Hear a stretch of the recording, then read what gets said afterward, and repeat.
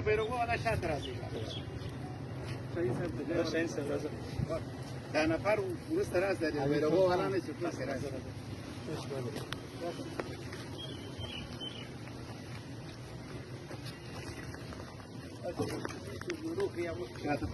شاته دغه ته ګوره نه ولې بیا قرار باندې وخت به دا څوک راوځي شاهین د فرض ده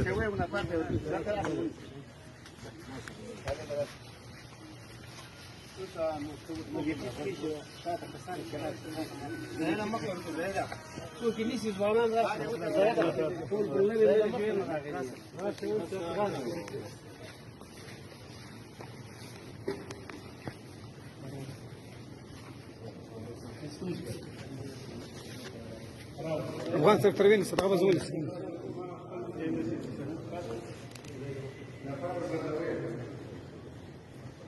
راسي تشوف الأزهار وصار بس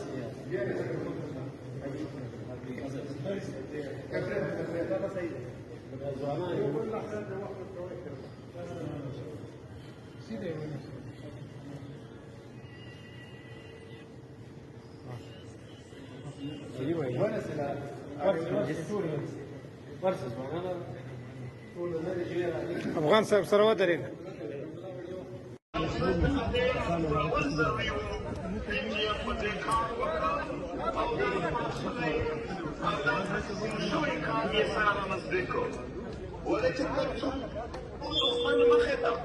یو قام یو لوی وجود نه ولري یو قام د تقسیم نه نه وي وتلی یو قام راټول شوی وي فکر یې سره مزدش شوی تر هغې پورې هغه د دښمن مقابله نشي کړلی نو پي ټي ایم ډېر په لوی پلانینګ سره په ډېر لویه منصوبه سره دا کار وکړ او نن یې پښتانه افغانان تر ډېره حده پورې راټول کړي دي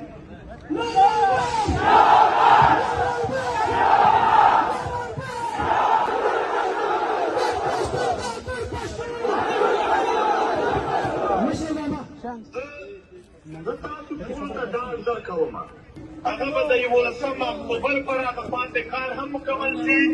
انشاءالله په 11 اکتوبر به بیا موږ پښتانه افغانان د خپل ملت آخري خبره او آخري فیصله کوو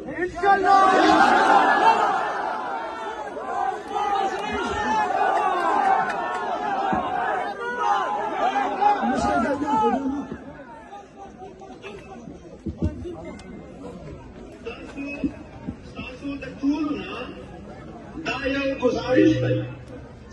چې زړونه نه تنګوي ځینې خلک وایي فلانکی کار وکړې فلانکی کار وکړې په چغو نه کېږي په جلسو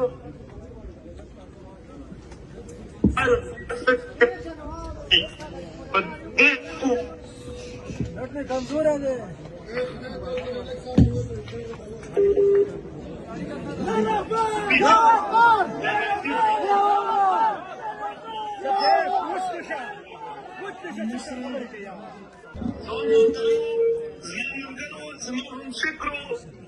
افغانیت مینو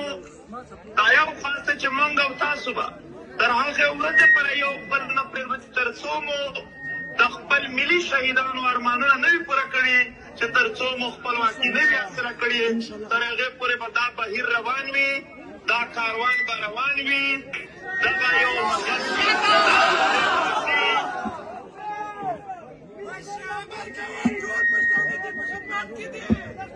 تاسو اعتماد لرم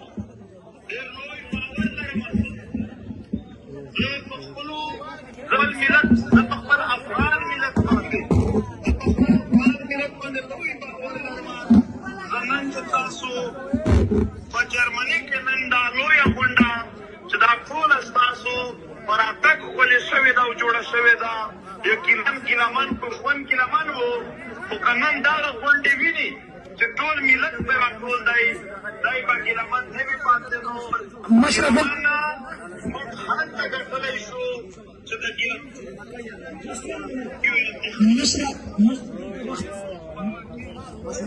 سره موږ خپله کلک ودرېږو خدای دې تاسو راته آباد لري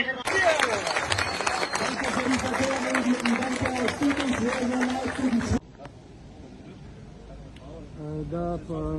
د جرمني امبور ښار کې د ابراهیم خلیل الله د افغانانو په مدد کې فاتحه خلک ځي راځي تاسو ګورئ چې عمره خلک راووتله همدومره نور اوس راځي ننوځي زه نن هم ورځم نو فاتحه ده عامه ده قاجانه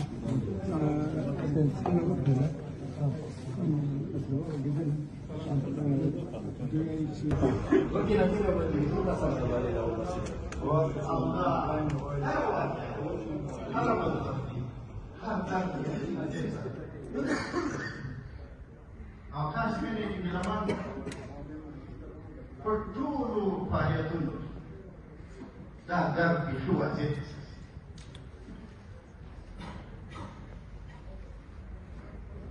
هغه یو لوی ارمان شهید او هغه ډېر دردونه د ځان سره یو زه ارزو لرم چې د شهید ګیلمان لارویان پلویان ملګري مینوال د فکر ملګري به یې انشاءالله دغه لاره زرینه روښانه او ژوندۍ وساتي